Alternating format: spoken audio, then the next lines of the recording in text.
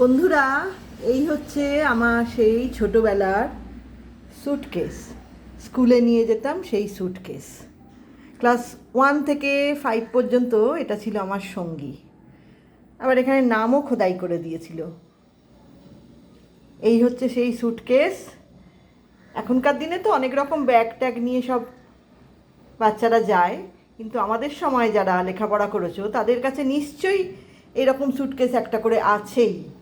এই স্যুটকেসেই বই খাতা সব নিয়ে স্কুলে যেতাম। খুব সাধারণভাবে তো বড় হয়েছি, যার জন্য খুব সাধারণ জিনিস, কিন্তু মানে এখনও আমার কাছে রয়ে গেছে এটা স্মৃতি হিসেবে। আর এই হলো সেই টিফিন কৌটো, ছোট্ট টিফিন কৌটো। এর ভেতরে বিস্কুট, চানাচুর, এই বাপুজি কেক ফেক এইসব নিয়ে যাওয়া হতো। আবার মাঝে মাঝে রুটি তরকারিও নিয়ে যেতাম।